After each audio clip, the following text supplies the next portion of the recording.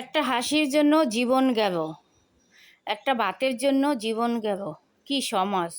সৃষ্টিকর্তার কাছে বলি, তোমার কি বিচার নাই দুনিয়াতে? তুমি কেন মেয়ে হয়ে জন্ম দিছিলে আমাগো? আমরা এখন লজ্জিত। আমি ওই মার কাছে, মার যতবার কান্না দেখছি, বোনের কান্না দেখছি, সেই বোনের কান্না যতবার ভিডিও দেখছি, অতবার আমার থেকে চোখের পানি পড়ছে। যে মানুষের মধ্যে মানুষত্বা আছে, সেই কান্না দেখে, যার হৃদয়ে মায়া আছে, সে কখনো সহ্য করতে পারবে না। যতবার মার আহাজারি দেখছি, চোখ দিয়ে অতবার পানি পড়ছে। আর চিন্তা করলাম, আমরা কোন দুনিয়াতে বসবাস করতে আছি। কেন বোন, কি অপরাধ ছিল আমার ওই ভাইটার? ওই ভাইটাকে ওইভাবে শেষ করবা? তুমি তো বিচারও দিতে পারতা, কিছু করতে পারতা, ভাইটাকে বাঁচাই রাখতা, তার মার বুকে থাকতো। এই সমাজে আমাদের মেয়েদের এখন লজ্জা লাগে, ঘৃণা লাগে। প্রতি সমাজে দেশটারে কি হয়ে গেল! এক ভাই বাতের জন্য কয়টা জীবন দেব, এক ভাই একটা হাসির জন্য জীবন দেব। আমরা যখন ইয়ং বয়সে ছিলাম, আমাদের দেখে কত মানুষ হাসছে, আমরা মজা পাইছি। আমাদের দেখে মানুষ আনন্দ পায়, আমাদের সুন্দর, এই জন্য ভাবছিলাম, আরে বোন, তোমার চেহারাটা একবার একটু আয়নায় দেখছো, তুমি কত সুন্দর। তোমার মার কাছে আমার জানতে ইচ্ছা হয়, তোমার মা কেমন, তারা তোমার এই দুনিয়াতে আনছে। তুমি একটা মানুষের জীবন নিয়েই নিবা, সেই মার কাছে জানতে হয় আপনার সন্তান যদি এইভাবে যাইতো আপনার কেমন লাগতো। আপনার মেয়েটাকে ঢাকা শহরে শিক্ষিত বানাইতে পারাইছেন, কি শিক্ষিত বানাইছে? মানুষ খুন করার শিক্ষিত হইছে? এইভাবে একটা তরতাজা ভাইরে জীবন থেকে শেষ করে দিছে। কোনো জায়গায় এই আইন আছে যে একটা মানুষকে শেষ করে দেবে একটা হাসির জন্য? আরে বাবা, আমাদের দেখে কত মানুষ মজা নিছে, হাসছে, আমরা কোনো দিন তাদের একটা বকাও দিই না, লজ্জায় আরও নিচ মিচাই রয়েছি। আরও বলছি যে ওই ভাইয়া মনে হয় আমাকে ভালো লাগছে, এই জন্য হাসছে। আর কি সমাজ হয়েছে এখন, হাসির জন্য জীবন দিতে হয়? কি আমাদের কাছে আমার নিজের এই কথা বলতে অনেক খারাপ লাগে।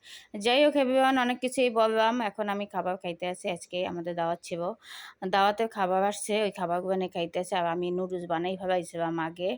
আর এখানে জন্মদিনের দাওয়াত ছিল, কেক পাঠাইছে আর ফ্রাইড রাইস পাঠাইছে, তাই নুডলসটাই খাইলাম, আর ওইটি খাইলাম না। আর কেক খাইছি, একটু কলা খাইছি। যাই হোক আলু সিদ্ধ ছিল আর সবেদা ফল ছিল, সব কিছু মিলে যেগুলো খাইছি। আমার খাবার ভিডিও করবেন যদি আপনাদের কাছে ভালো লাগে, লাইক কমেন্ট করে পাশে থাকবেন। আপনাদের অনেক অনেক ধন্যবাদ। যারা ইউটিউব থেকে দেখতেছেন একটু ভিডিওটা সাবস্ক্রাইব করবেন, আর যারা ফলো দেন তাদের অনেক অনেক ধন্যবাদ। আমার সকল প্রিয় ভাই বোনদের আমার ফেসবুক থেকে যারা দেখেন, এই ভিডিওটা একটু ফলো দেবেন, পুরো ভিডিওটা দেখে লাইক কমেন্ট করবেন, ভালো লাগবে একটু শেয়ার করে দেবেন। আপনাদের একটা শেয়ার, একটা লাইক কমেন্টে আমি আগাই যাব। আর আপনাদের ভালোবাসা ইতামা তাইছি, আরও ভালোবাসা দিবে ভাইয়া, একটু লাইক কমেন্ট করবে, কোনো টাকা খরচ হবে না, তাই একটু সাপোর্ট দিয়ে যাবেন। যারা ভিডিওটা ধাক্কা দিয়ে যান, হ্যাঁ একবার একটু চিন্তা করেন আমার ভিডিওটা পুরো একটু দেখে লাইক।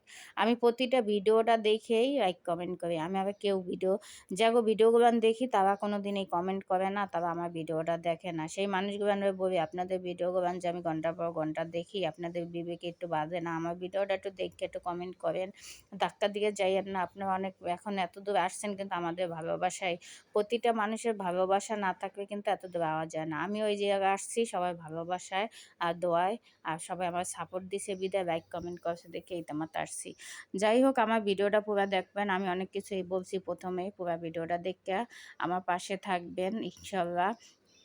আর খাবার ভিডিওগুলো কেমন হয়েছে কমেন্টে জানাবেন।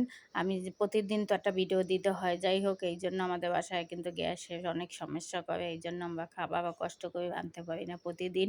বাসি খাবারগুলো খাইতে হয়, এই জন্য অসুস্থ হয়ে যায়, বাসি খাবার খাইতে খাইতে গ্যাস্ট্রিক হয়ে যায়। যাই হোক কত আর বাসি খাবার খাওয়া যায় বলেন? গ্যাস আসে রাত 1টা বাজে, 12টা, 12:30, তখন কি সম্ভব